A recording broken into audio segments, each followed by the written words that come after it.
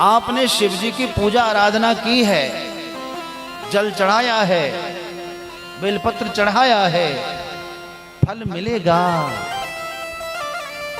फल तो मिल के रहेगा।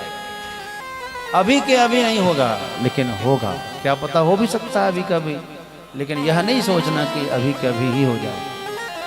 आप अंग्रेजी दवाई खाते ही होंगे, और होम्योपैथिक दवाई भी होती है, और आयुर्वेदिक दवाई भी होती है।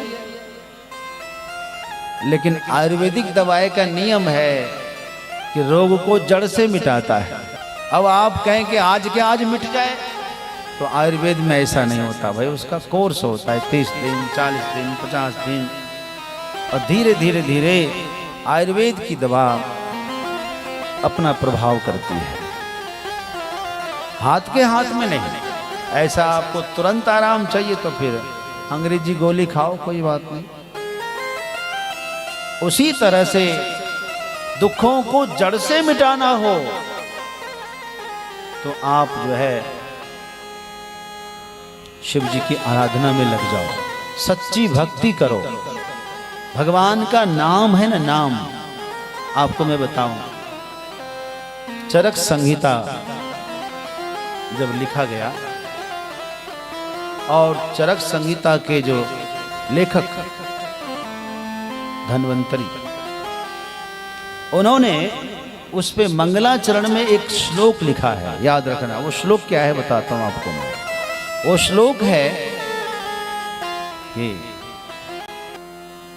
अच्युतानंत गोविंद नाम स्मरण भयशजात नश्यन्ति सकला रोगाः सत्यम सत्यम वदाम्यहम्। ये श्लोक लिखा उन्होंने। अच्युतानंद गोविंद, अच्युत आनंद गोविंद भगवान का ही नाम है, और नाम स्मरण रूपी जो औषधि है, भगवान गोविंद के नाम का जो औषधि है, इस औषधि से नश्यन्ति सकला रोगाः, समस्त रोग नष्ट हो जाते हैं। केवल रोग नहीं, भव रोग भी नष्ट हो जाते हैं। सत्यम सत्यम वदाम्यहम्, 2 बार कहा, सत्य कह रहा हूं। किसी ने कहा, जब आप यह कह रहे हैं कि सत्य कह रहे हैं कि भगवान के नाम से सारे रोग नष्ट हो जाते हैं, तो फिर इतनी मोटी किताब दवाइयों की किस लिए लिख रहे हैं? सवाल है कि नहीं? जब आप खुद ही कह रहे हैं कि नश्यन्ति सकला रोगा, सारे रोग नष्ट हो जाएंगे भगवान नाम से, तो फिर दवाइयां इतनी क्यों लिख रहे हैं? तो उन्होंने कहा, जिनको विश्वास है भगवान के नाम में, उनके लिए भगवान नाम औषधि है, और जिनको भगवान विश्वास नहीं है, उनके लिए जड़ी बूटी औषधि है।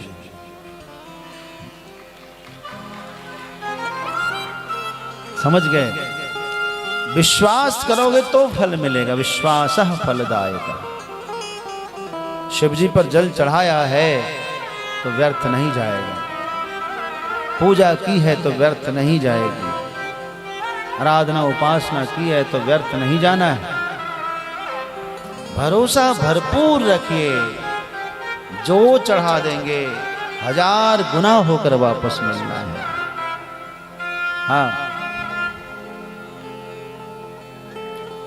भगवान के निमित्त जो कुछ भी समर्पित कर देंगे आप, यज्ञ कर देंगे, दान कर देंगे, अनुष्ठान कर देंगे, भंडारा कर देंगे, कभी कमता नहीं है। धन बढ़ करके आता है।